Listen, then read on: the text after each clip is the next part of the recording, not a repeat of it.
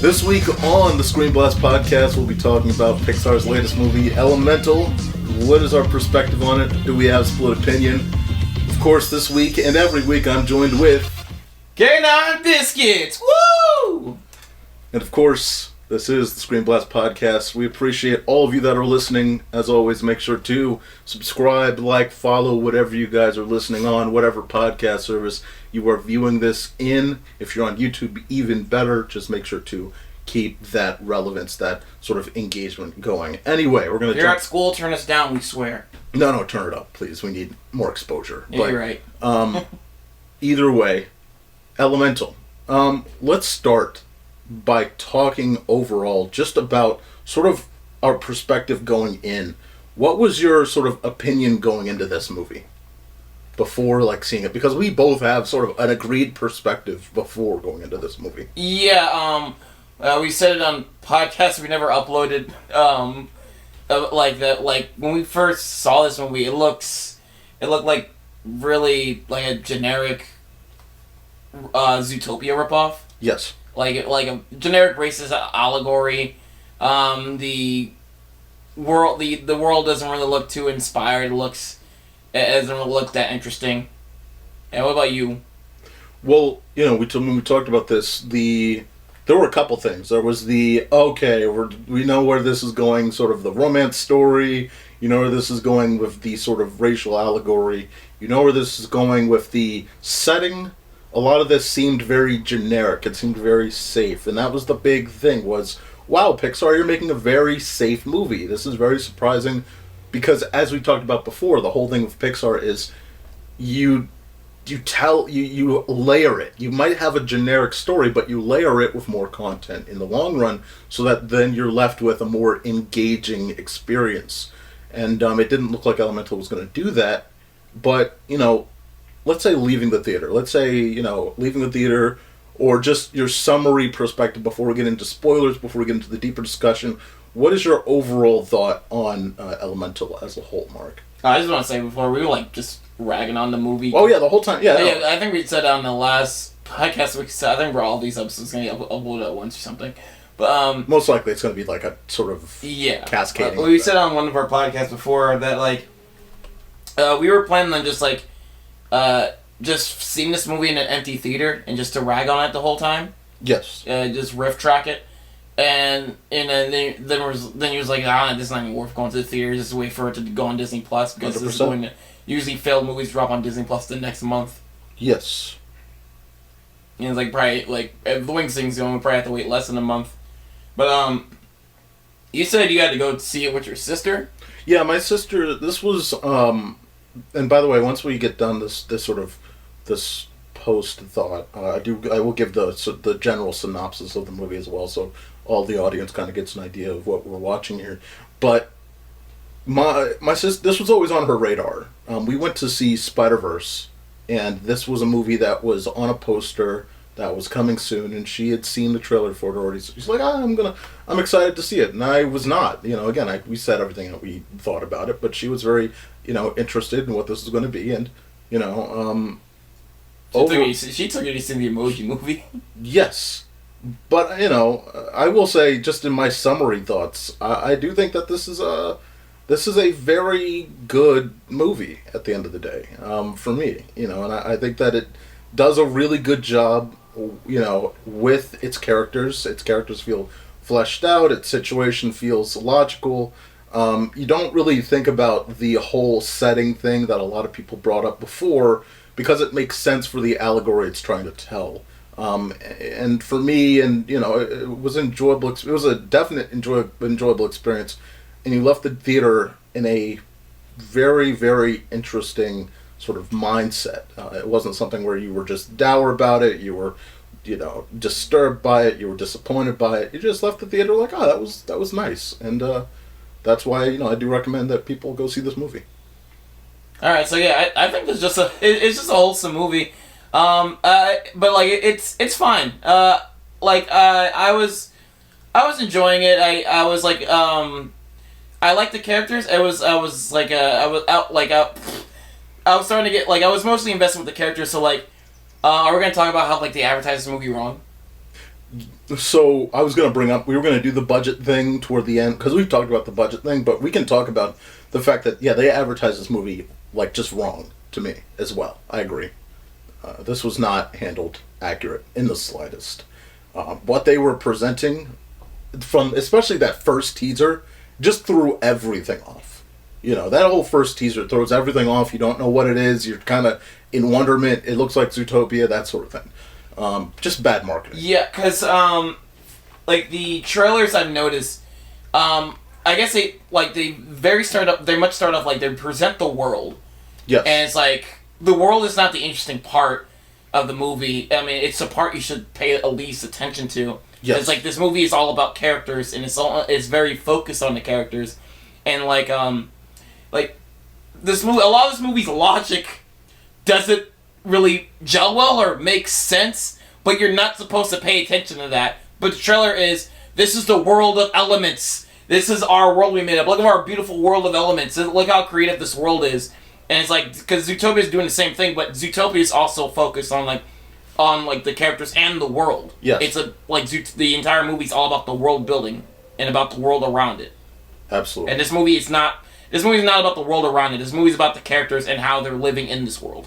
I will say there were things where there were moments, and you know there's creative set pieces. Yes, but like I don't think it's like it's definitely like the setting is definitely yes. I think the setting is definitely like a plot device for the character, but it's not like the main subject. No, it mostly sits in the background. Because at the end of the day, Elemental City is not changed.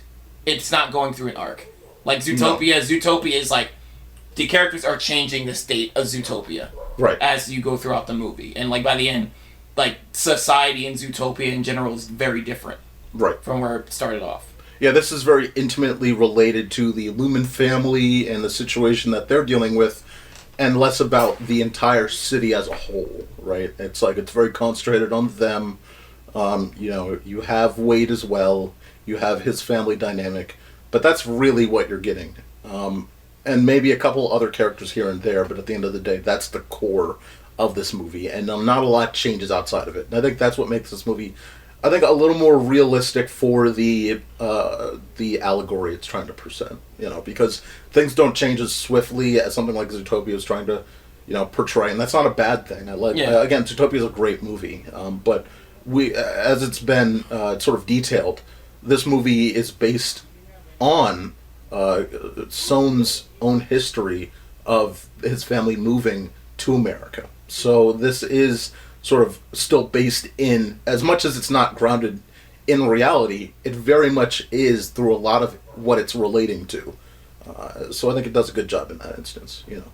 But, you know, I think, you know, from this point on, we'll talk about spoilers. We'll go a bit further in, and then we'll give our, you know, rating overall. But again, I think, so I don't know, what is your stance on romance movies? I don't really watch romance movies, so this was sort of a fresh, to me, this was more of a fresh thing, because I don't go and watch romance all the time, and so seeing this movie, I was actually enjoying the romance, and I think that, you know, it actually benefits from the elemental choice that it makes. I can watch a romance movie, but like for me, like if the romance is like, how are these two going to get together, it's not the attraction for me. It's like, because usually romance movies are just character driven. Right.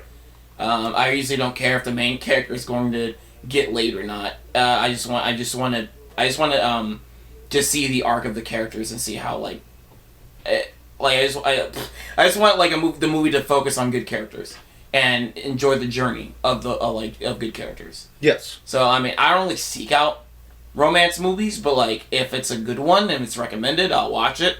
I mean, we watch a lot of like romance animes. A lot of movies we watch in general have like anime subplots, and at some points they become romances. I mean, even like a lot of TV shows in general have like if they will they won't they scenarios, and like that ends up with the romance episodes. Yes. And like you know, and those are fine as long as, you know, the characters are enjoyable and it's character driven. Yeah, I wrote a couple things down here. I just, you know, because I do want to give this movie props. This thing, I think it does a lot of things that are great, that make it a pretty solid sort of romance plot, but also just a great story to follow for the sake of the characters. Because this does focus on Ember, and she's trying to find herself, and I will kind of go back and forth because the general overall story is Ember trying to find herself. She has the stress of the family store, the store that her father's built up over the years, and she has the stress of she has to take it on. And what I love about this movie is it doesn't force her at the end to take on that burden. In fact, it allows you to get to the point where you understand that she is her own character and she's not going to necessarily go that route. I also like that this movie takes Wade in a direction where, when we start out, it's like they are not immediately, it's not immediate. Love at first sight. It's like, no, that's the generic, TLC Hallmark Channel kind of love story. But I appreciate that it's, no, this is a garbage situation to start your friendship in. At the same time, I think it does happen pretty fast. Where during the family dinner, where it's like you're the light of me. You're like this. I see you, the one that takes me out of darkness. I'm drowning without you. He's confessing very soon. Well, that was more than a couple days, though. That was quite a while. That was more than a few weeks. The movie didn't make it feel like it was that much time, though. There was a montage. They were they went to here, they went to there. It's different. You kind of felt the sense of progression in that. I know. I didn't.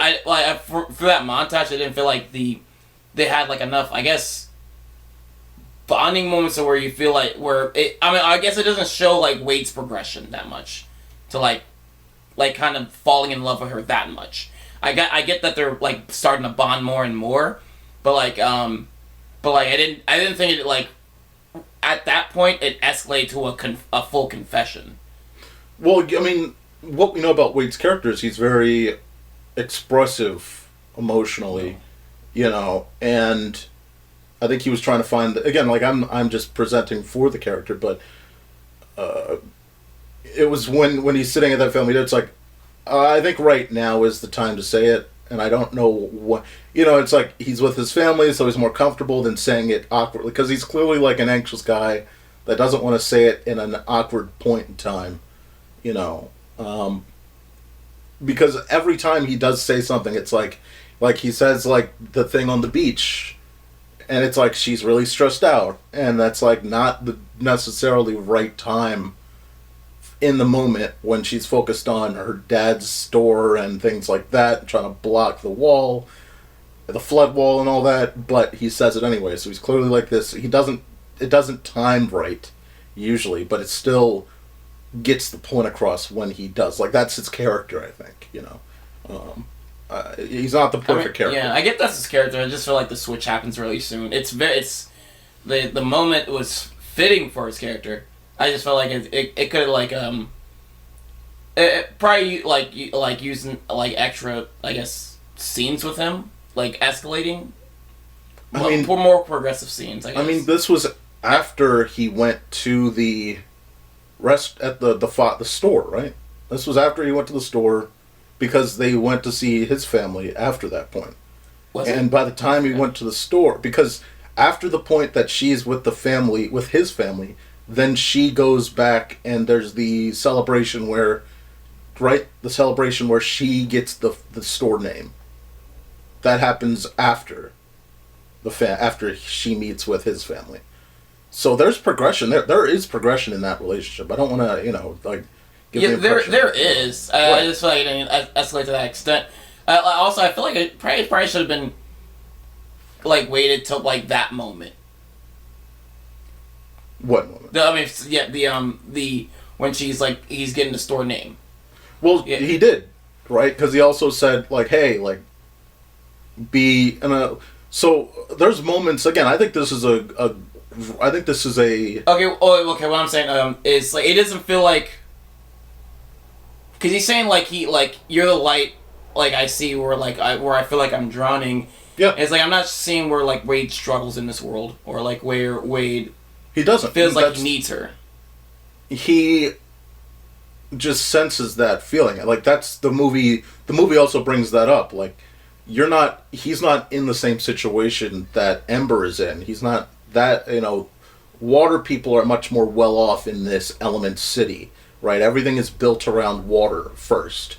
That's the priority. You can tell by the station, you can tell by the way the trains move, the water comes down. Doesn't matter if they're whatever element is beneath it, water comes down over top of whatever people are there or things are there. And so the world is less tough. There's less stress on him rather than her, Ember, and the Fire Nation, dare I say, the group, the community there. I still think that it handles it well. I don't think that it's handled poorly because again, like when it comes to sort of feelings and relationship things, I do think that that's how it works. Like it's just like, hey, I feel this now, and he feels like someone that's more spontaneous. Like he feels like someone that's going to say it, rather than hold it in. And so like that's why he went to the shop, right? He went to the shop. And her father's right there and all that stuff. It's like that's not something he needed to do, but it's something that is more of an impulse that he chose to do.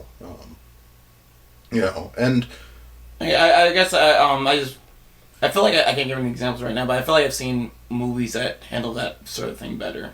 Well, again, like that's down to, and we don't have to spend a bunch of time, but that's down to what the characters are, who the characters are, what's their personality, and Wade is an impulsive kind of like he's more like they try to give him, for instance, they have his father die, right, and that's one of the bigger stressors in his life.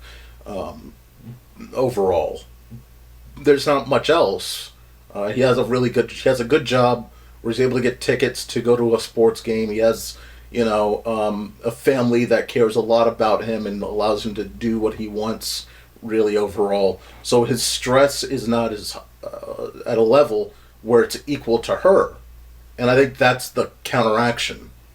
That's the thing. It's like and I think these characters work very well because like a flame, like she's like, I need to do this now. There's only one way I can go, or she feels there's one way she can go, but like water, it's like I can go anywhere. Right? It doesn't really matter, and that's why I found it more interesting than sort of asking questions necessarily. And I was able to guide myself through this story because I didn't have an issue with necessarily the sort of romance being surprising. Because there's a lot of weird people, and there's a lot of just regular people, and I think that these two work as sort of a couple trying to figure out an interracial situation, essentially. I do want to say, I brought up a couple other things here. I don't want to miss these things. But again, I do think, like, there are points in this movie that sort of go full circle, Like, there are relatable things that go for full circle. For instance, in the beginning and the end, of course, you have, Ember at the end of the movie now confident in herself in the way that she's going, she bows to her father, whereas her father did not get that bow. He's going off from his village with his parents, and it just not, like, he was able to, that weight of family expectation sort of fell off of him as well the moment that she bowed to him, because that was something that was not received to him at all. So it was like a very nice sort of balance from the beginning to the end of the movie in that family, I do want to say, like, there are beautiful animation moments as well. And I will get back, again, I just want to keep bringing these things up. Like, the key thing that I think is amazing is, like, when Ember is expressing that she's anxious or insecure, like, that fire, it actually dwindles significantly, and you're like, wow, like, this is, like, her confidence sort of sinks. That fire is not as fluid as it was when she was very confident in herself, or when she's angry and upset. It gets to the point where it's blue, and it's like that's even brought up by customers at the store. Like, wow, she's really enraged. Like, I do think that effect was very nice overall.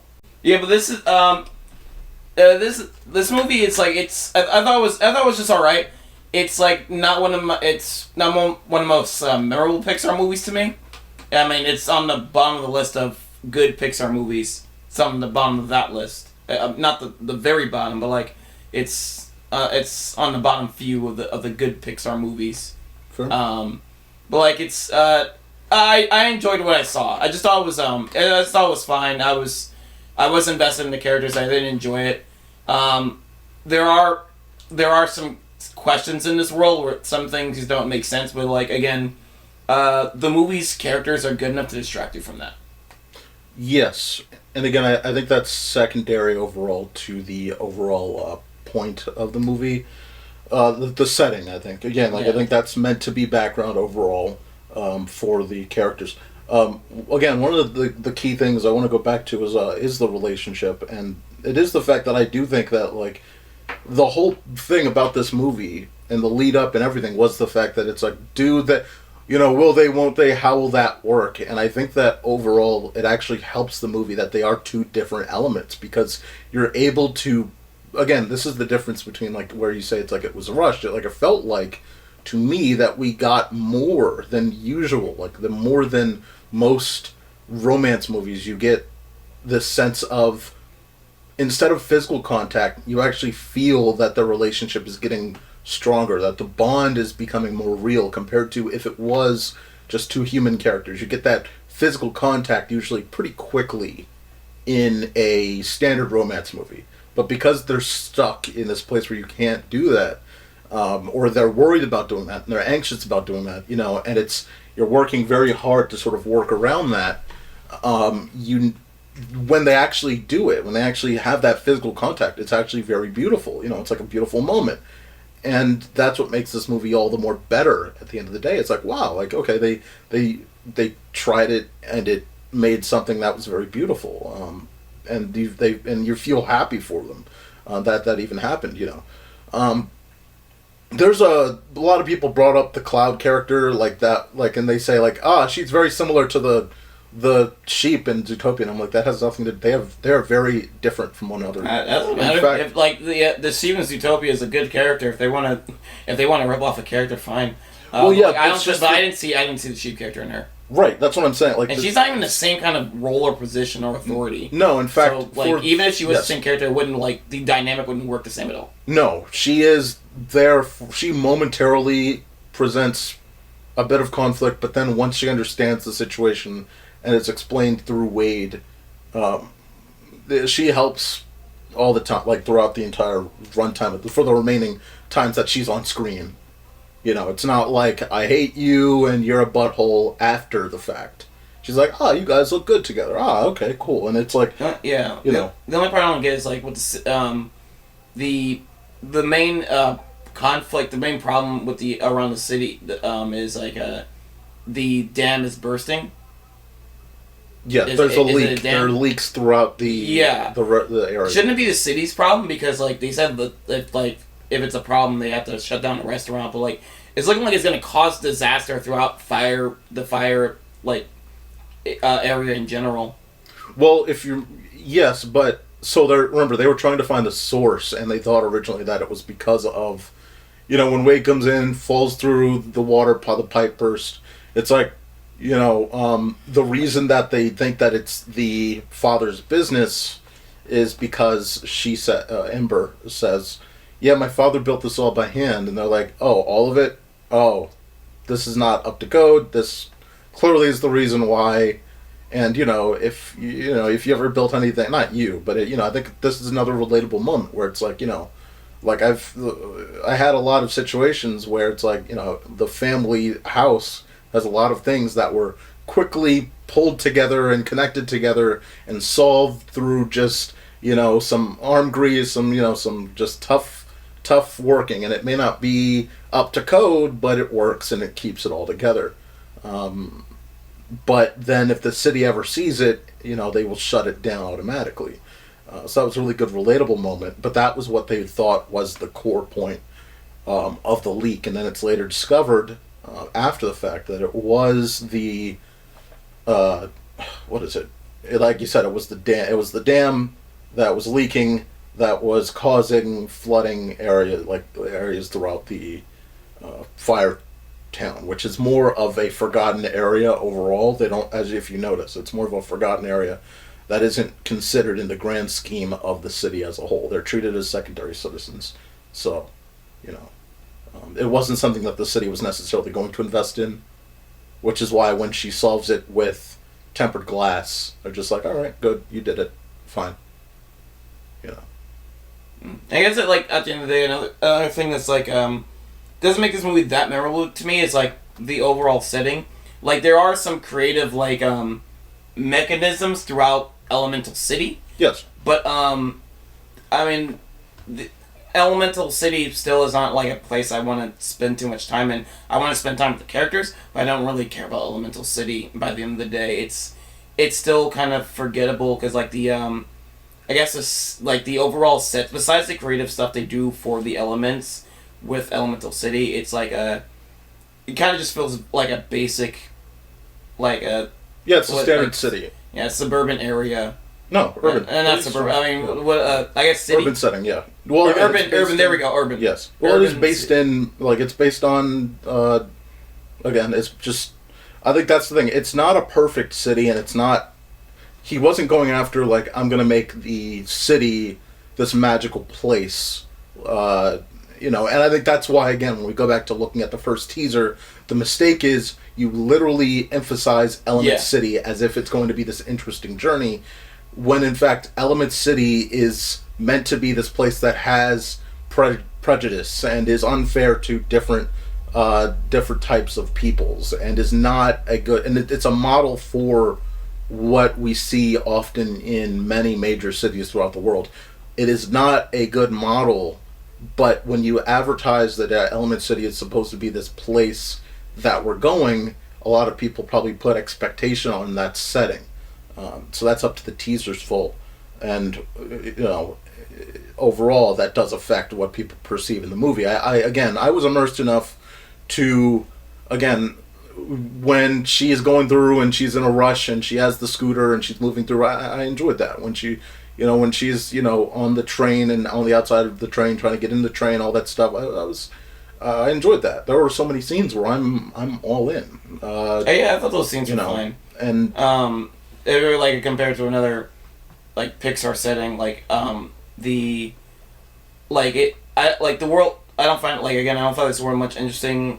I guess it's just not that interesting to look at. Unlike something like Monsters Incorporated, where like not even just talking about the Monsters Inc. factory. I mean everything outside the factory, like the restaurants, like the furniture and stuff. Those are all have like an interesting design to them.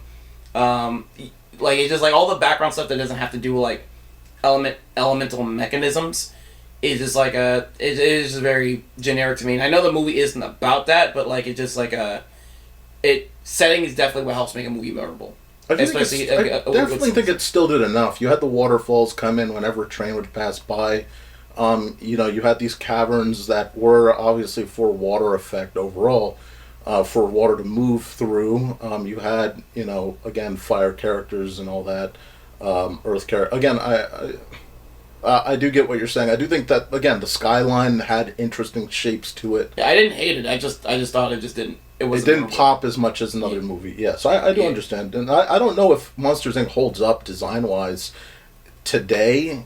That might be nostalgic glasses. Like, Monsters, Inc. in terms of a design, in terms of variety and vibrancy, definitely I don't know if it holds up. Like, I'm not saying I'm not saying that this is better than Monsters, Inc. I'm just saying as a setting. I haven't seen the movie in a while, but I definitely remember clips vividly. It's like, I remember the restaurant scene vividly, and I remember Mike and Sully's house vividly, right. And like the furniture is very interesting. It's like there's like weird designs with like everything around to like their tables and stuff. It's like it's meant to work with like a bunch of different monsters, and like of course in the Monsters Inc. factory, like that whole place is like. It's also very like an interesting workplace. Yes. And like the way like there's a scene to emphasize the mechanisms of the doors coming down, coming and going. Like you get like the big band music when the doors just when a freaking door comes in on screen. Right. I think Monsters Inc. holds up really well actually. That's good. I mean, again, that might even be, like another movie. That is true. Comparing settings, like Monsters Inc. is one of the most nostalgic sort of places. Once you pass by, we'll go ahead and... Oh, there we go. I'm very nostalgic for it, but also I think it's just well designed. I legitimately like that movie outside of nostalgia glasses. But I don't think it's like one of the best, Pixar's best. But I do really like this. I think the setting is very memorable. But like, if you want to get off Monsters Inc., there's also I think the like, well, it's another favorite movie of mine. But like, find the yes, the ocean is very colorful and vibrant. Yes, absolutely. And Finding Nemo. And again, I don't know if that, again, I do think that it's beautiful, and it was stunning, and it still is stunning. Again, like, Finding Nemo, when it comes to setting, I don't think there's much that's better from Pixar than Finding Nemo, just because the way that it interprets visually a place like a coral reef or just going through the ocean itself. Actually, there's very few places outside, and Coco as well. You know, I will say one thing that I think this movie does well is music. I think the score is great. There are moments where it picks up when it needs to. There are moments where it slows down where it needs to. And you listen to it casually, it's pretty good. Whether you remember it or not, I do recall it enough to say, oh, I'll listen to it. Yeah, I think the music does well, especially when they're combining for the first time and it swells up there. Yes. I think that scene was handled very well. I really enjoyed that scene. I'm trying to make sure I have everything here before we wrap this up, but, you know, but by the way, the one thing here is, I do appreciate, again, like, the key here is you have this romance relationship, but you also have this breaking of family norms. You have this sort of, and this is not the only movie that does this. I was looking back and I was thinking about, you know, we saw Everything Everywhere All at Once last year, very similar in the way that it sort of tries to crack at that. It tries to chisel away at that family norm breaking of, like, you know, disownment from your past generation, you know, your future generation going in a different direction and being okay with that. The ideas of something like Encanto as well, like, very similar, where it's like, all right, we're going in this direction and this is me now, and that's fine. This movie, I think, does that in another direction, and I think that is another thing that makes this very enjoyable when it comes to being a romance movie. I think it's enjoyable in terms of the family dynamic as well, because these all, to me at least, feel like genuine characters. I think the family, Wade's family, is weird to us, but it feels genuine. You know, Ember's family feels genuine. And then you have, you know, people that go to her shop, or the family shop, and it's like they feel like actual characters. You know, they don't feel like, you know, cardboard cutouts. You know, they're reacting and talking and discussing, and it's all lively. Yeah, I can definitely say I enjoyed all the characters throughout this movie. I think all the characters are very endearing, and like I do like yeah, you really do feel for Amber's arc, because like what the trailer made it look like was her father was forcing upon her responsibilities on her. Yes. But in the actuality in the movie, she's forcing responsibilities onto herself that she doesn't want. Yeah, that's one thing I forgot. Thank you for bringing that up, because I love the fact that the movie it presents that all of it is internalized. It's not actually what the father is sent. Like, the father had would solve this problem either way. If you wanted to go in this direction or that direction, it would be solved. But all of that energy and that anxiety about it was internalized by her. And that's fine, but that's what happens when there's so much stress about, you know, the family lineage and expectation and this and that. And again, that's what makes this movie even more relatable overall. And, you know, it's what makes... There's the scene where Wade comes in when she's getting the sign, and I think I said this partially, but I love the fact that she says no. Like, you know, she says no to Wade, and she takes the shop sign. Because for a lot of people, they have to take that responsibility because they feel like they have to take that responsibility. Or it's just the family enforcement of that responsibility. You know what I mean? Like when she goes and she says, no, no, I can't make that choice. I don't have the option you have. and I have to go in this direction, and there's no other choice for me. And it's like, wow, okay. But it works for her character because it's not just her character; it's sort of a normalization connection to what happens in the real world. And eventually, she does change that. She's realizes that she does need to just say bluntly, "Yeah, I want to take this step," but it takes a while, and in the end, her father's okay with it and accepts her because she's the valuable thing here, not the shop. The shop is still valuable, but he can find a solution for that. And again, there's also like the scene with the flowers in the train station that's flooded, and again, that's just a beautiful trust moment to me. That was a nice scene, and I can just say, I can probably just repeat that adjective for the entire movie. This movie's just a very nice movie. It's a very wholesome movie. Would I watch it again? I mean, sure, if people ask me to, but I'm not on my own time. I'm not gonna feel not nostalgic for this in a couple years.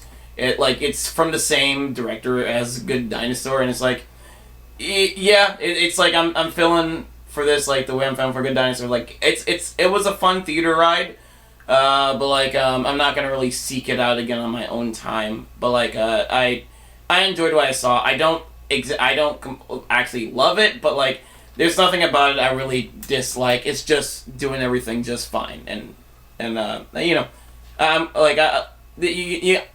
I think this is definitely one of Pixar's mid-tier projects. It's I don't mind that. I think it's just a fine movie. Yeah, I wish you had worked on the top 10 because then we could run through. Again, this does lean into this. I can try this. It's all good. I put this all the way up at. Let me get a list of Pixar movies. While you're doing that, I will say this did land at number 10 for me. This is literally one of my favorite Pixar movies at the moment. I would rewatch this anytime. It's beautiful to me. It's a fun movie. It's a understandable journey. It is so connected to reality while being this place that's not reality. You feel for Ember. You want this relationship to work, or you're just trying to be curious of what the journey is going to become in the end.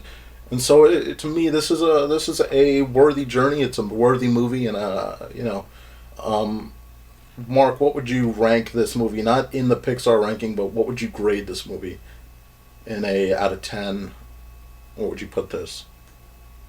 I've been giving this rating to a lot of movies this summer, but just a very positive 7 out of 10. That's fair. Again, I think this was to me it was better than expected.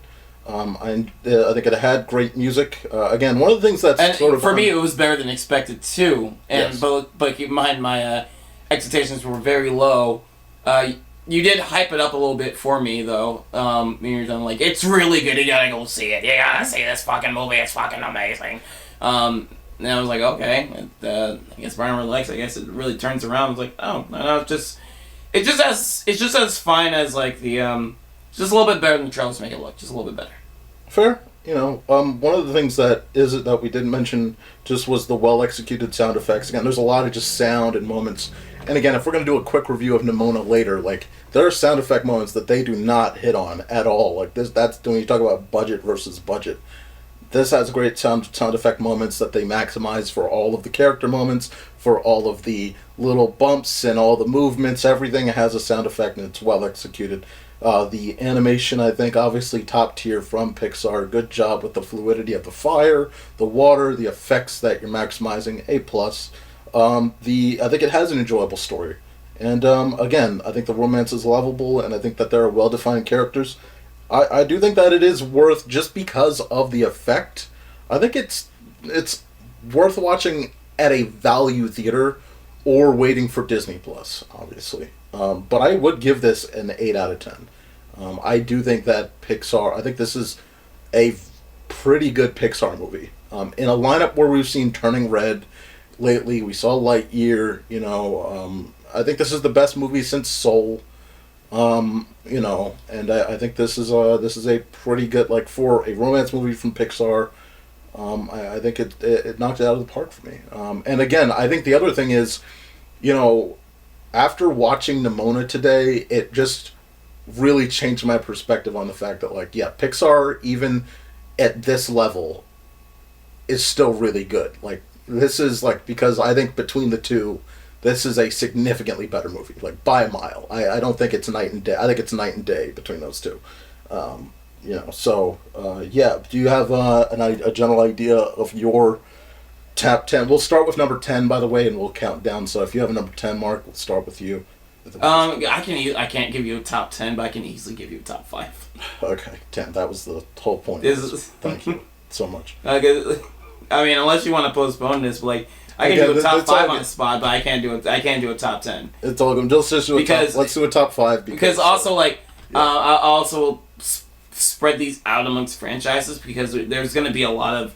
I mean, I can if I make a top 10, I can already spoil, like we're going to have, like, all Toy Story movies are all going to be on that top 10. Easy. Even the fourth one?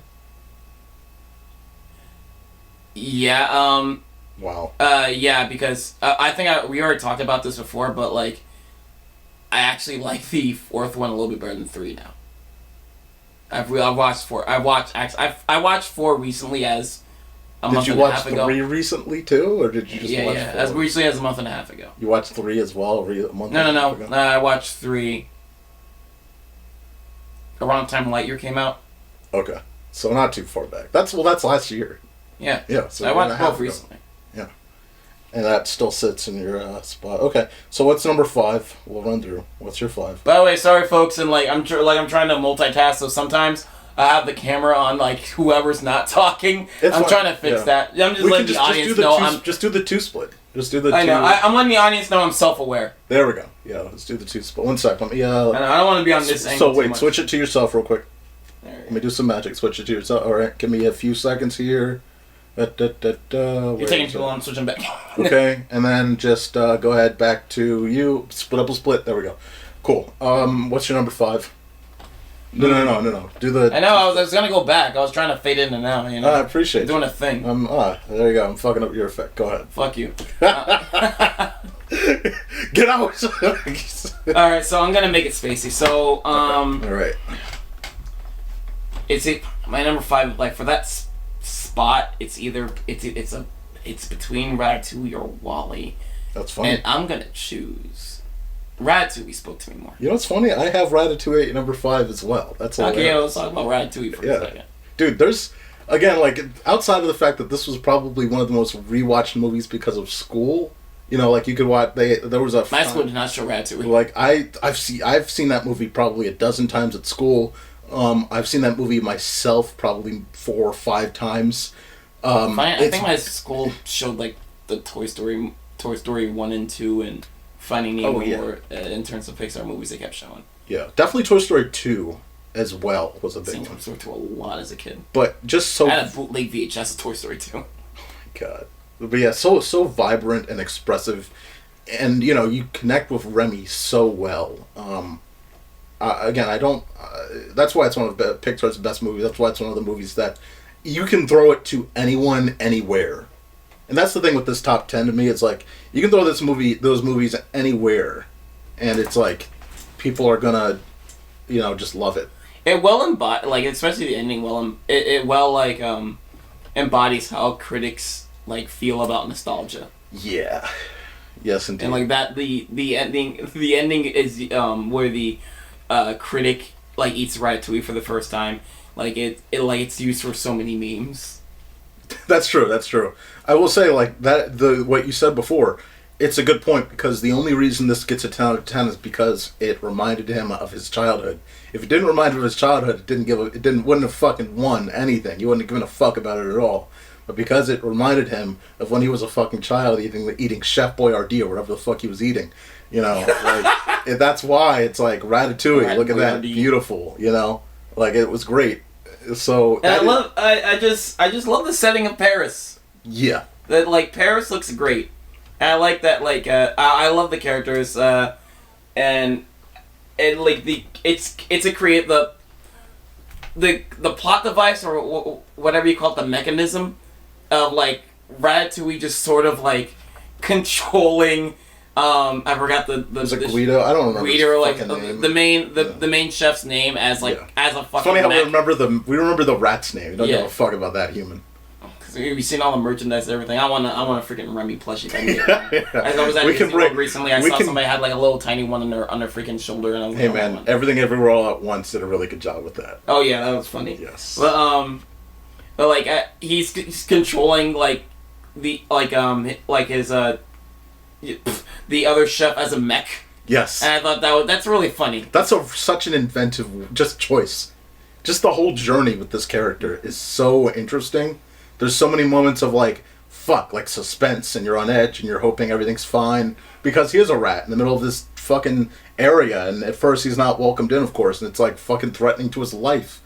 It's crazy. And even like Saturday Night Live made a funny joke about it. Yes. Where it's like, how are you so good in bed? He's just like, hey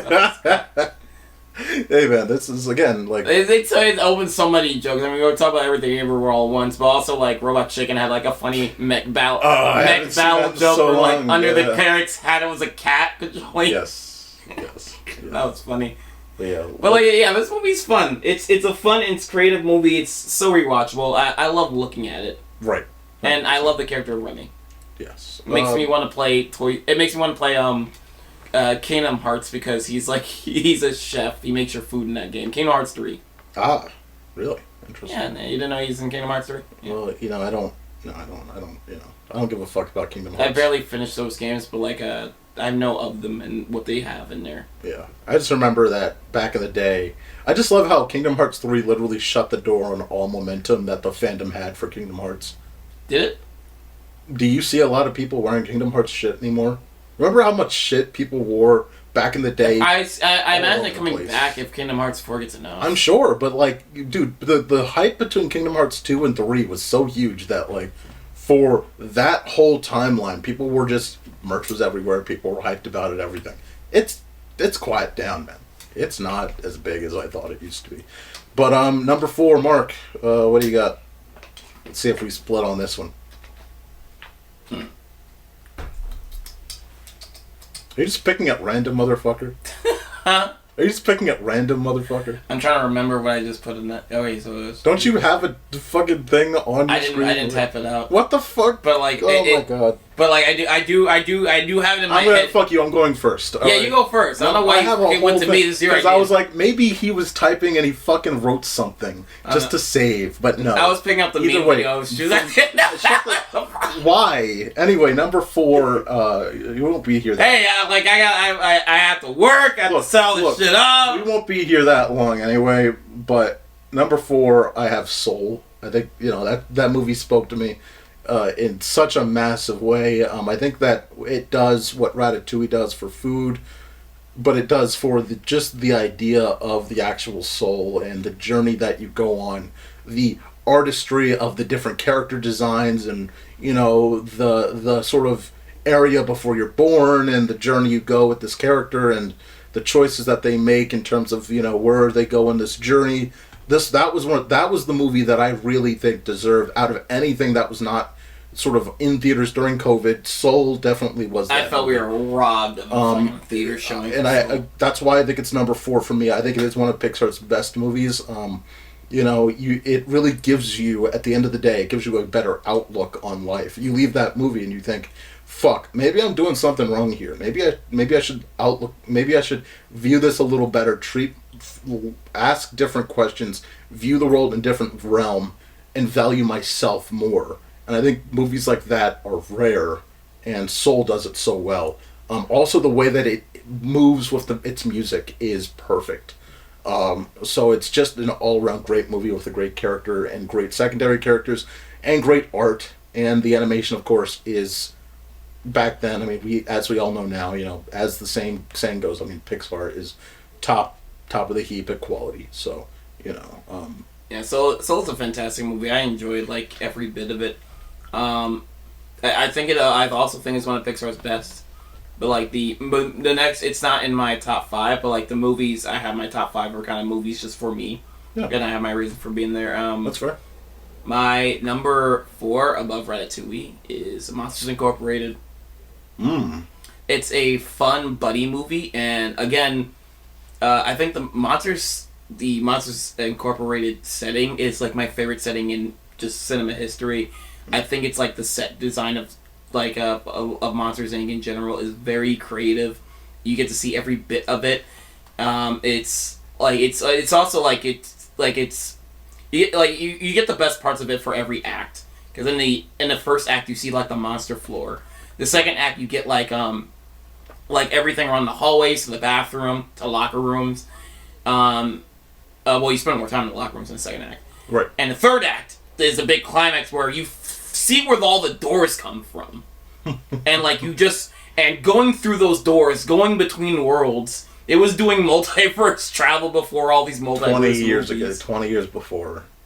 Absolute legendary moment. I mean, yeah, just the journey through the doors, the way that the world building is something that you don't see in a lot of movies. Like, I know we talked about setting before, but I'm just talking about the world building. What are the rules of this universe? And everything about it is just so well executed because you feel the tension and the suspense when something is on the edge of being broken in that world building and the general idea of what that world's limits are. Like it's very specific. You don't do this, you do this, and you follow through. And whenever it's like it shifts a little, you're like, ooh, okay, not good. Ooh, yeah. So it's it's a great journey. That movie.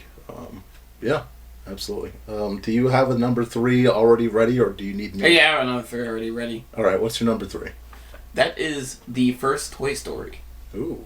So I have to choose because I'm not trying to have repeats on my list. I want if I had to choose my favorite of of the franchise, it's the first one. The first one is a great just like Monster saying, it's a great buddy movie, and it's a great buddy adventure movie. Right. It's very well focused on the characters, and the characters of Buzz and Woody are like very endearing, especially all the rest of the toys. So you got a lot of Mr. Potato Head in that one. Absolutely. It's just for me it's I think it's also the shortest of all of them. I'm unsure, but probably. I'm sure but it feels the shortest. But I mean not that the other movies are too long or anything. It's just no, I just want to bring that up. It just feels short. It just feels short compared to it feels short. It all wraps up pretty quick. Yeah, it just all wraps up pretty quickly. It's just like a very enjoyable movie. And it's very rewatchable. Right. If I had to say what the most rewatchable movies in that franchise is, it's 2 and 1. It's between 2 and 1. Well, the problem is 3, and again, 3 and 4 both try to end the series. So 3 is on my top 5 list. But we can get to 3 while we're at it. Not necessarily, because I'll move on to mine in a sec. Because it's literally the next one after 3 is for me. Alright. So number 3 for me, and but Toy Story 1, by the way, I will talk about. Toy Story 1 is beautiful in just that. Again, it's the journey. It's like you're learning about these characters, these toys, and then you see the Sid adventure and how creepy that is so well done, right? You still remember that even now. It's still in the back of my head. Everything about Toy Story is just excellent. So and again, the music is that everything, the music is just whimsical, and and it just carries along with the story. You are a toy. All right, so number 3 for me is WALL-E. I watched this before. It's not before Spider-Verse, Across the Spider-Verse. I watched this right before Across the Spider-Verse, and it's I forgot how good of a it's another romance story, right? It's like you're working with these 2 robots, and they do it so well. And then you also have just the situational humor in the movie. I should have brought this up during the Elemental review. I think it does romance much more creatively than Elementals. Well, yes, but the setting is also much more engaging. That too. That's the thing. And again, there's so much situational humor in this movie. The robots every single robot is uniquely it's like you love all of them are characters, and it's so adorable. Just how every one of these robots, it's one of them gets pissed off about this, the character that picks up dirt, and all that, like, is like just absolutely frustrated at Wally. You have everything about the ship, the humans. It tells you this. It's this dystopian perspective that gives you still optimism. Yes, I love that. It's like, it's not dour. Yes, whilst still being this beautiful story with this super futuristic robot and this trash compactor, if you think about it at the end of the day. But it's just, that's what it is, and it's a very enjoyable journey, and you feel for every time, like when Eve is waiting for to be reloaded into the ship and she's turned off, and he's trying to like figure out what's going on here, and he's dragging her everywhere on the Earth. First half of this movie is a beautiful, like, silent Pixar short. Yes. And the second half becomes like a sci-fi adventure movie. That's the best way to phrase it. Yes, indeed. Yeah, and it's worth worth every second of watching. And I would watch that again and again and again. No problem at all. Same. Yeah. What's your? Oh, we already said number 3, right? Because you said your 3 was Toy Story 1. My number 2 is Toy Story 3. I think Toy Story 3, and this is just my choice. This is my choice where I had to put this is the nostalgic glasses sliding on. All right, Toy Story 3 was just this culmination. It was the wrap up, and it was the wrap up. It was the wrap up. All right, because when we were all kids, we watched Toy Story 1 and we watched Toy Story 2. And Toy Story 3 came along very late. And so you get to see the wrap-up to Andy's time with these toys. And it is a journey that is heartfelt. It is a journey filled of suspense. You got the dumpster scene. You've got the you have the villains. You have the everything. To me, it's like there's so many moments. The daycare scene where they're like, man, this is fucking nuts. So many moments in that movie leading up to the very end, and it's a fun prison break movie. It's a fun prison break movie while simultaneously being a good wrap up to me. And I know that it's like, no, to me, I know for you it's probably one of the lower ends for you. No, it's not, because it's a toss up between 3 and 4. Actually, no, I take it back. I think I like 3 better than 4, but like 3 is great. Right. I don't know why you got the idea it was one of the lower ends. Well, I'm saying it's lower end of your Pixar lineup, because I know you like 2 more than 3 and 4. Yes. Right. But that doesn't put it low in the Pixar lineup. There's like a bunch of other Pixar movies that's like below that shit. Fair. Makes sense. So it definitely would probably make it to the top 10. Gotcha.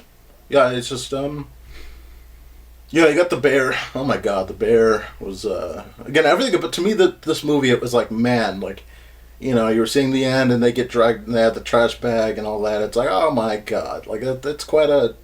I think it's just one of those things where, for the time, being in that moment, like being a kid in that moment, growing up to the point of like, it's 2010, I'm 13. I'm kind of wrapped up with toys the same way, like Andy's like a little older, but it's like similar thing, and it's like, yeah, like I feel that, and I felt every moment of that movie where it was getting. Yeah, Toy Story always gave me like it lied to me as a kid, where it made me think like my toys are alive whenever like I leave the room. Yes. So I started treating them as people. Right. It's like. It makes. I think it made a bunch of kids take care of their toys more. Yeah, you respect it a little more. Yeah, and but like, yeah, 3. 3 is still like very heartfelt, especially like it, like that scene where they're all about to be incinerated. Like, it's like that. The scene where Andy's getting up his toys. Yes. It hits the first time, and like after 4 existing. Well, no, it's 4. That's the problem. Okay, that's the problem with 4. 4 derails everything about the point of 3. All right, like the whole thing about 3's end was, all right, we tied the bow, and that's why it was fucking fantastic. That's why in the moment it was fucking amazing to see the end of that run. But once you brought in 4, and I'm not saying 4 is bad, but I'm just saying that it completely derails the whole emotional moment you get at the end of 3. Because you're still going to be in adventures, and if you're a kid that's born in 2010 and you watch this trilogy, or foursome now, you watch this quadrilogy, you don't tie into Andy as much. It makes you realize that Andy gave his collectible, priceless Woody toy, toy to a little girl who is irresponsible and forgettable and like fucking loses in the fucking park. Yes, that's a very good point. Yeah, that's the difference there. Yeah, I'm surprised. Toy Story 5 might as well just be a kid on its smartphone, not giving a fuck at all. Like, that Woody is still very valuable. Yes. Even it's not even in the box. Yes, absolutely. Like, museums still want Woody. I mean, even Jesse is valuable.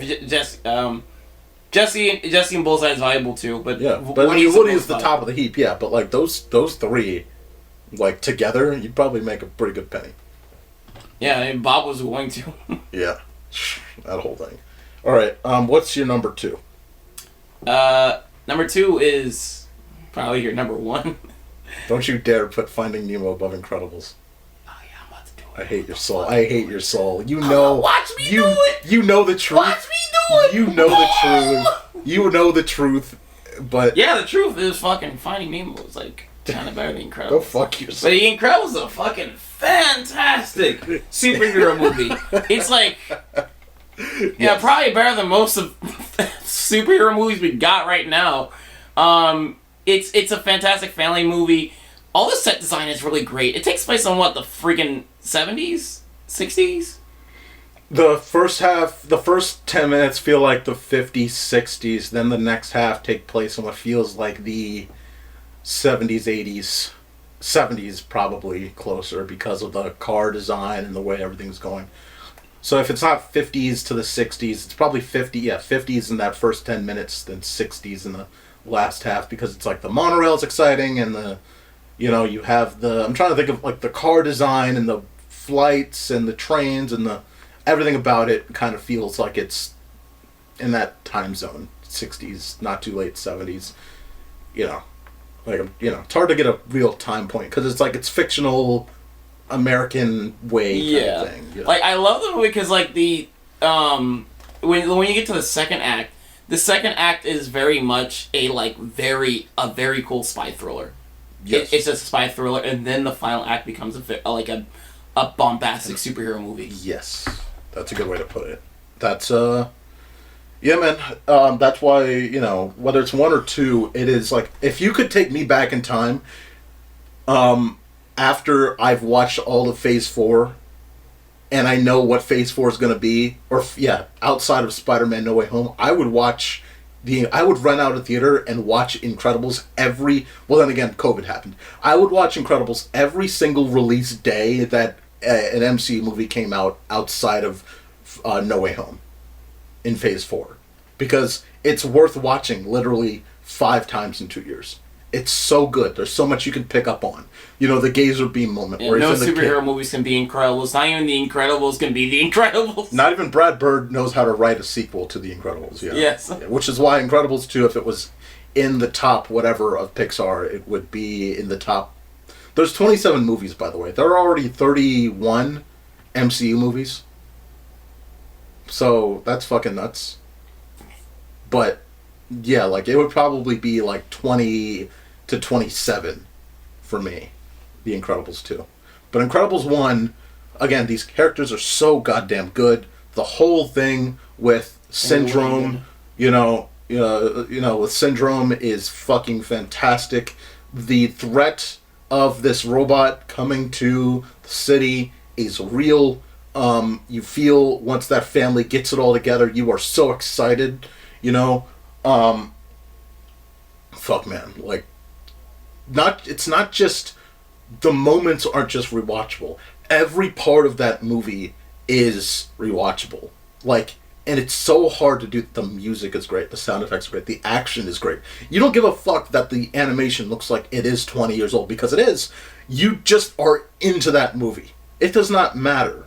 That's how good this movie is. You can watch Shrek and you'd be like, wow, this looks dated. I don't know if I want to keep watching this movie. Fucking Incredibles? Doesn't matter. I'm all in. I don't give a fuck if the hair looks like fucking noodles and shit. I don't care. I'm all in. And so, I guess, like, the movie's so good, I don't pay attention to the hair. The only time you notice it is when they're falling out of the plane that blows up, which, another scene that's great. But when the plane blows up... I'm looking at the exploding plane. Yes, but if you take a look next time when they're falling in the hair, it's like long. Of well, course. now I'm looking for it because you're telling me to. Shut the fuck up. Jesus Christ. You get what I'm saying. But at the end of the day, it's a. You're saying something. I'm sorry. Did you say something? It's Pixar at its best. It is Pixar at its best, which is why it's my number one. There is no movie better. Except Finding Nemo. Thank you for the segue. Finding Nemo is like a great. It's like the most. It's a perfect adventure movie for me. I love the. You are so disrespectful to The Incredibles. You're just How the Finding Nemo. How the fuck? You might as well put Wreck-It Ralph above Incredibles at this point. It is. But so go ahead. Finding Nemo is like a fantastic movie. I love. It's like I guess it's my favorite animated movie too. And that's a hard. After Spider-Verse, it's still your favorite animated movie. You are so trash, man. Shit. Wow, change your God, man. What a man. I'm gonna double down. Fuck yeah, it is. Fuck you. Yeah. But yeah, I'm not even gonna think about it. No, you don't have to, because there's no brain there. Get the fuck out of here. You talking to me or yourself? Talking to yourself. I'll answer that for you. But oh my God. Finding Nemo is like a fantastic adventure movie, and I love the setting and I love the dynamic of like Marlin and Nemo. Yeah. And like when they're going between, and like it's just like you're meeting all these characters. Fuck, I wish I had more time to explain this. To think over the explanation, but you did. But you were asleep when I sent you the message. You were half asleep. Yeah, I'm sorry. I have a fucking job. Oh, okay. Fuck Congratulations. Anyway. I had to get up early and work in the morning. Yeah. You could have skipped. You could have written a whole fucking Pixar fucking short if you wanted to. You could have like fucking did this whole thing yourself if you wanted to. I could have. Why didn't you? I choose my battle. My studio. Hey man, I pick my battles. You picked the wrong fucking battle. Anyway, how do you feel? You lost a Finding Nemo tonight. Oh my God. But, you might as well put Sonic Forces as your favorite Sonic game. Jesus. It is. Oh my God. But you go through these. You go. This is okay. I will say this is a nostalgic choice, but like this movie did like give me a general interest in like just watching more watching more of Pixar. And it just made me excited. And then the next year after this, Incredibles came out, I was like, Jesus, these guys are unstoppable. And then after Pixar was Cars. I always love the fact that it's like, man, they were on a mission, because wasn't it Monsters Inc. before Finding Nemo? Yep. So it's like they were really on a roll. It's so funny. Like every time you think about Pixar, it's like Monsters Universe. Monsters Inc. Boom. Fucking Finding Nemo. Boom. Fucking Incredibles. Boom. Cars. Like, even as much as I appreciate what Cars is, it's the dark spot.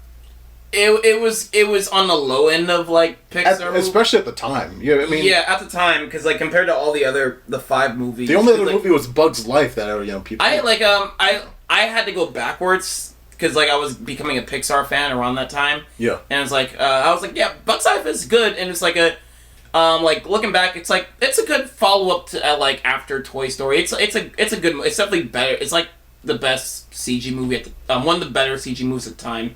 Because Pixar, I still put Pixar on a pedestal around I'd put Ice Age. If you just had Toy Story... I'd put Ice Age above Bug's Life. Is Bug's Life, like... did Ice Age come around Bug's Life? Bug's Life came out in, what, 97, 98? Yeah. Ice Age came out in 2000s, all those movies. It did, that's a good point. Because I remember the advertisement for one.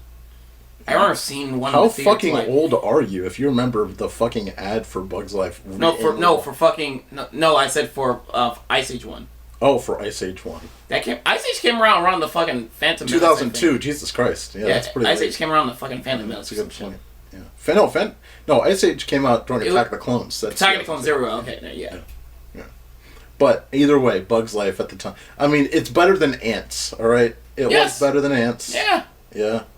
But that's not saying much. It was like, for its time, I wasn't there, but I can see it's probably like it's still probably one of the better CG movies around that time. Yes. Now it's like Pixar, you can still put Pixar on a pedestal. Now it's like 23rd out of 27 movies. Bug's Life is still a fun movie, and like it's, I would rewatch it easily. Can I put in the top 10? I'm probably top 15. I'd watch Rio before I'd watch Bug's Life. Yes. Yes. I don't like Rio. I'd watch... I was about to say Home. I'm not going to watch Home before. I'd rather watch Rio 2. I'd rather watch Peabody and Sherman How's before Rio watching 2? Bug's Life. It's a little better. No. Is it? I don't know. No, it's not. No. I'd watch Alvin and the Chipmunks 1. Oh! No? Yeah, there's no... Yeah, that's a little far. There's no... Watch Alvin Chipmunks 1 over The Incredibles. Oh, Jesus Christ. Ugh. The only movie... Again, Spider-Verse is the only thing that's gotten close to fucking Incredibles to me. I know, shit, The fact that, again, you have Finding Nemo above fucking Incredibles, it hurts. But I understand, that's a nostalgic choice. Like, I have Toy Story 3 in there, and it's like, that's a nostalgic choice of the time. So, Again, it's a movie for me more. It's more... Finding Nemo's more for me. Yeah. It's more of a Mark movie. Just like how my favorite movie of all time is Who Framed Roger Rabbit, because, besides it being an excellent movie, it's a movie they made it for me because they knew I was going to exist later. And they were trying to impress me. And it was like, yeah, they did. They got my attention. That's why they did it. Yes. That's why they did it.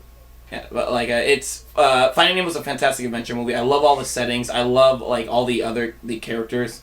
We'll probably have to review like some of these movies in depths. It's like we'll do a cartoon chat kind of. Yeah, we were trying to do these for like our older podcast, and we just never got around to it. Yeah. But I do want to go more in depth on Finding Nemo when I get the chance.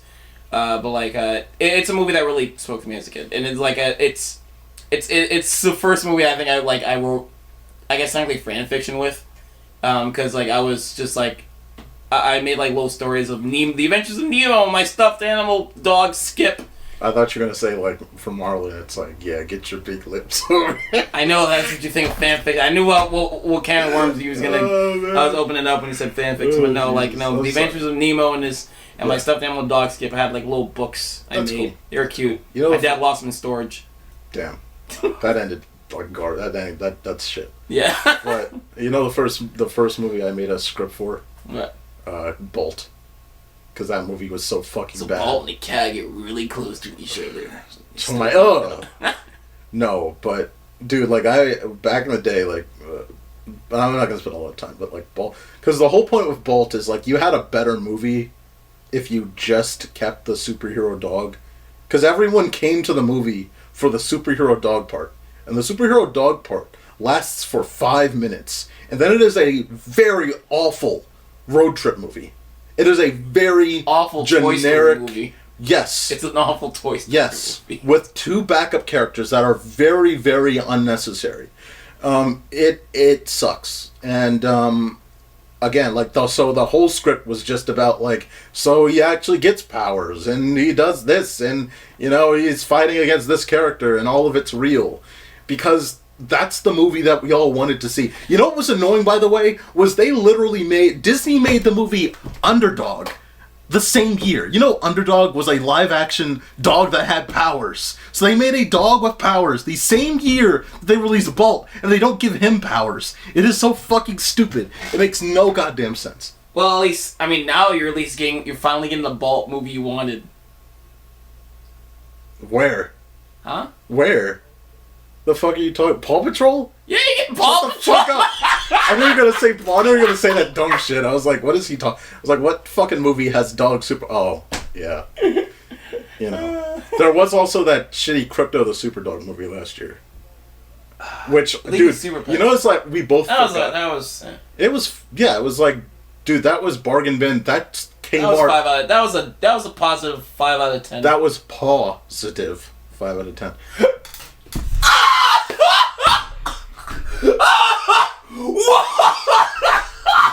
Dude. All right, but legit, like that shit is 100% one of those movies that is at the. It's not. It's in the Kmart like $5 bin for DVDs, but it's like all wrinkled up. Like the plastic wrap is all wrinkled up, and it's at the bottom of the fucking like of the pile and shit. Because people have thrown that movie around so many times, like trying to get to the actual good movies. So it's at the very bottom of the pile. We're talking about Super Pets? Or Yes, like Super Pets. Oh, okay. Yeah. Wasn't it called... Well, it was League of Super Pets, not Crypto. Yeah. But it starred Crypto. TV show's better. The Rock. The same year he had Black Adam. Yeah, so, that's why The League of Super Pets is our favorite Pixar movie of all time. Thank you for getting us back on track. Joining. Do you have a meme to close this out with? Because this has... So yeah, well, you got, like, I'll bring up my meme Throw first. it to you. Throw it to yourself here. And then you want me to show me, like, a Doobus Goobus video? Yes. Real quick. This is a quick meme, but I just love... This lives in my head, rent free. Okay. Now audience. Zoinks. Jesus Christ. Just doing a shovel. That's a funny dance. Alright, switch it And, Guess what, folks? and the last thing is, like, we were talking about McDonald's yesterday. Yeah, So we- here's some other creative McDonald's that exist around the planet Earth.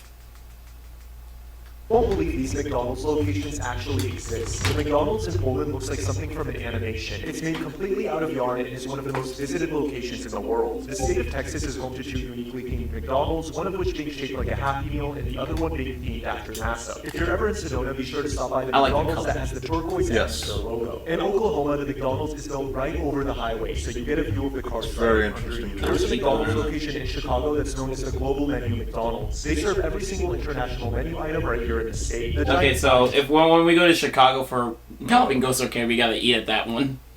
Yeah.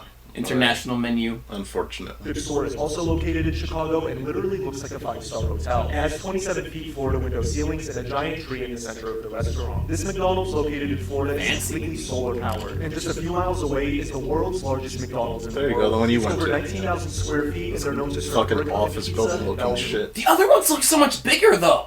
Yeah. I guess like, it's weird that this one is the biggest I think McDonald's in the because world. this is actual usable space, whereas the others aren't. But go ahead. Yeah. Oh. No.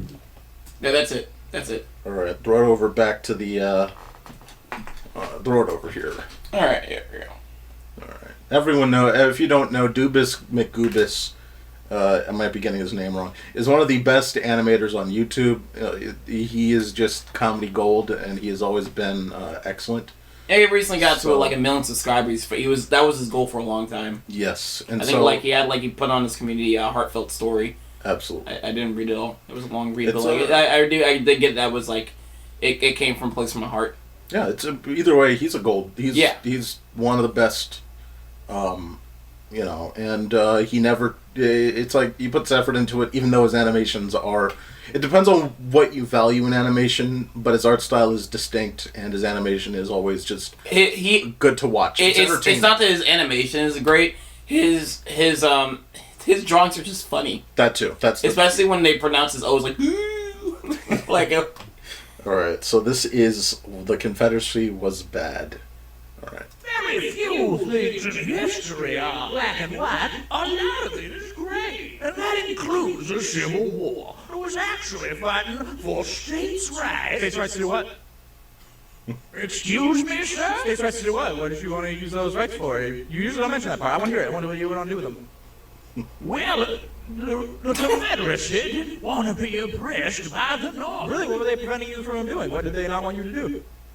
Listen, my friend, there was more to it than slavery for why we made the Confederacy. It's really, really interesting because the guy who made the Confederacy, vice president, said that it was because they wanted to have slavery, and all the state constitutions said they wanted to have slavery, and they seceded the moment that the president got elected that was going to abolish slavery. Boy, the Confederacy sure looks slavery adjacent, at least. No, anyways, states' rights do what?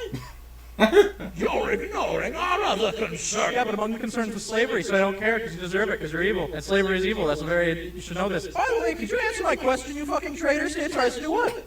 It's our heritage. It lasted 5 years. The annoying orange has existed longer than the annoying orange, dude. You're gonna celebrate a nation so fucking weak the annoying orange outlived it? Well, for stage fright. Yeah, Douglas. Like, okay, so another thing is, like, besides his funny drawings, he gets timing down to a T. Yes. With his drawings. It's also, like, it's not just funny drawings, it's his timing, his animation timing. Right. Because, like, the animations are very limited and cheap, but, like, he just, if you got the timing down, it makes it just funny. 100%. Visually funny. Along with his good jokes. Yes, indeed. Yeah, it's gold tier stuff, I tell you what. Which is why, you know, he's always rewatchable. I'll go back, watch his stuff. It's been a few months, and I'll just, if I haven't watched his stuff, I'll go back and I'll watch the whole catalog. It's worth it. He's on YouTube, guys. Sometimes I think about, like, hey, I could listen to one of our ScreenBlast episodes, like, shit's trash. I'm just gonna watch Goobus. That's what I think every day. But guys, sometimes I think, like, I can go watch The Incredibles. That movie's trash. That movie's trash. I'm just gonna watch some fucking ScreenBlast Podcast. I'm glad we're at the same wavelength. Like, that's what I think all the time. So, but guys, thank you for listening to this episode. He said I'm right. He agrees with me. I converted him, people. Thank you for watching the ScreenBlast Podcast, guys. As you can tell, I was joined with Mark, a.k.a. K9 Biscuits. Find him on YouTube alongside myself at Democracy, ATHEMOCRACY. For K9 Biscuits is K9 BISKUTS. Biscuits is spelled incorrect on purpose. Indeed. .com at the end, you go right to my YouTube channel. Indeed. Alright, guys. Thanks for watching, and as always, logging out, everybody.